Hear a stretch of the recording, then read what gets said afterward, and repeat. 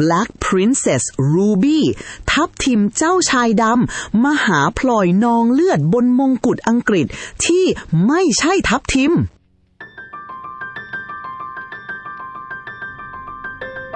ทุกคนจ๊ะอัญมณีเม็ดโตขนาดมหึมาบนมงกุฎอังกฤษเม็ดนี้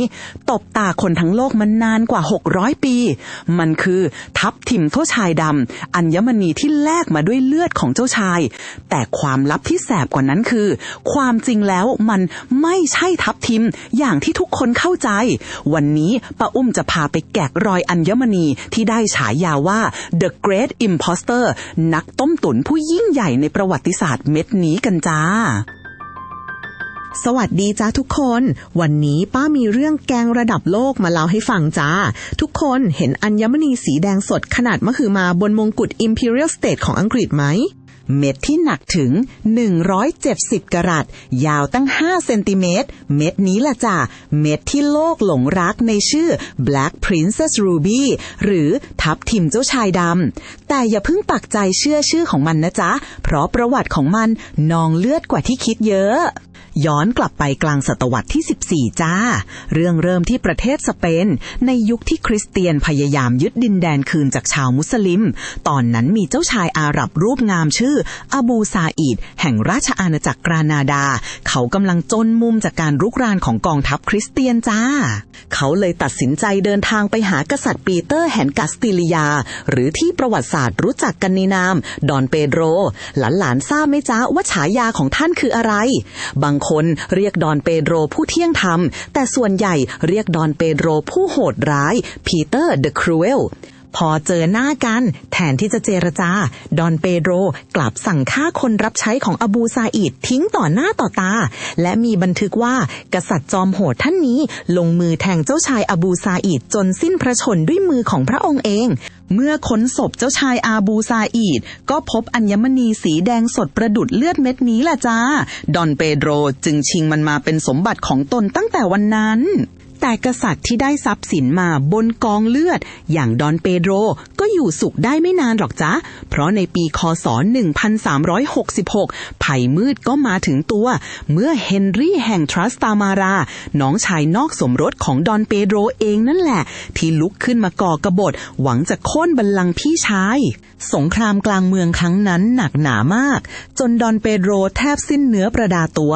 ต้องระเหิดไปขอความช่วยเหลือจากอัศวินที่เก่งที่สุดในยุคนั้นนั่นก็คือเจ้าชายเอ็ดเวิร์ดหรือเจ้าชายดำ The Black Prince แห่งอังกฤษนั่นเองจ้า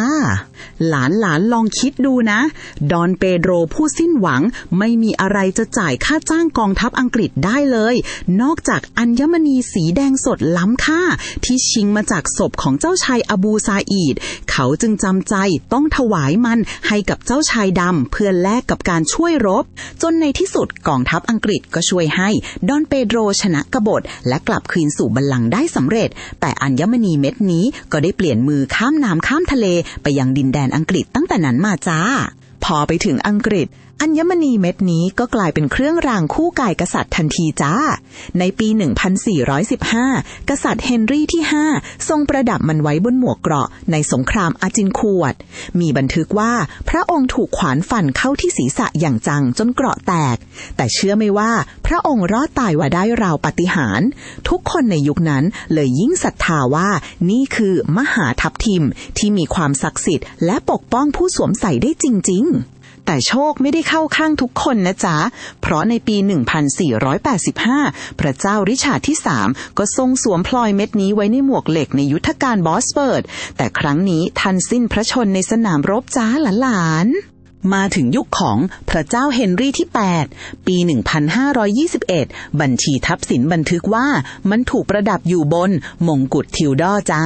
แต่แล้วในศตวรรษที่17เมื่ออังกฤษเปลี่ยนการปกครองมงกุฎถูกรื้อทองถูกหลอมอัญมณีถูกขายกระจัดกระจายจนกระทั่งปี1661มีการซื้อพลอยสีแดงขนาดใหญ่กลับมาในราคา400ปอนด์ซึ่งเชื่อกันว่าเป็นเม็ดเดิมที่หลงทางไปนี่ล่ะค่ะคือการกลับมาอย่างยิ่งใหญ่ของอัญมณีอาถรรพ์เม็ดนี้ แต่หลานๆรู้ไหมจ๊ะความจริงมันมาโป๊ะแตกเอาในปี 1783 เมื่อวิทยาศาสตร์เจริญขึ้นนักแร่วิทยาตรวจสอบแล้วอุทานว่าว้ายนี่ไม่ใช่ทับทิม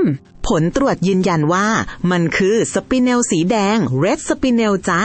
ที่ผ่านมา600กว่าปีตั้งแต่ดอนเปโดรฆ่าชิงมันมาจนถึงกษัตริย์อังกฤษสวมออกรบทุกคนถูกแกงกันทั่วหน้าเพราะสมัยก่อนแยกสปิเนลกับทับทิมไม่ออกจริงๆจนมันได้ฉายาว่า The Great Imposter หรือนักต้มตุ๋นผู้ยิ่งใหญ่นั่นเองจ้า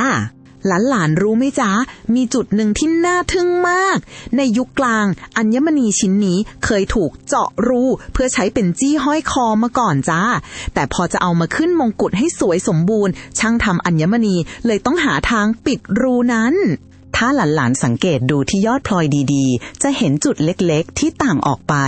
นั่นคือเขาเอาทับทิมรูดี้เม็ดจิ๋วทรงหลังเบี้ยมาฝังปิดรูไว้แล้วล้อมด้วยขอบทองจ้า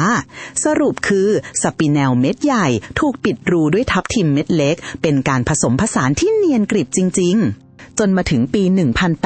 1838 ในพิธีราชาภิเษกของสมเด็จพระราชินีนาถวิกตอเรียทรงสวมมงกุฎ Imperial State ใหม่ที่ประดับอัญมณีถึง 3,913 เม็ดและสปิเนลเจ้าชายดำเม็ดนี้ก็เด่นสง่าอยู่ด้านหน้าสุดเลยจ้าแม้แต่มงกุฎปัจจุบันที่สร้างใหม่ในปี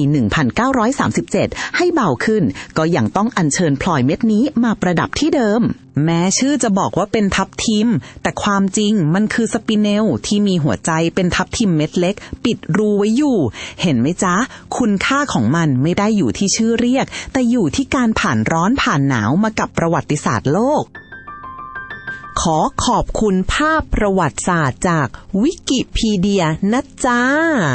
ทับทิมเจ้าชายดำเม็ดนี้เปลี่ยนจากเครื่องรางในสนามรบมาเป็นหัวใจสำคัญบนมงกุฎอังกฤษจนถึงทุกวันนี้ถ้าชอบเรื่องเล่ากึ่งนิยายที่มีหลักฐานจริงแบบที่ป้าเล่าอย่าลืมกดไลค์กดติดตามให้ป้าอุ้มด้วยนะจ๊ะส่วนตอนหน้าป้าจะพาทุกคนย้อนรอยกลับไปดูมื้ออาหารที่แพงที่สุดในโลกของราชินีคลีโอพัตรานางเสวยไข่มุกเม็ดละ10,000 ล้านเข้าไปได้ยังไงห้ามพลาดนะจ๊ะวันนี้ป้าไปก่อนนะสวัสดีจ้า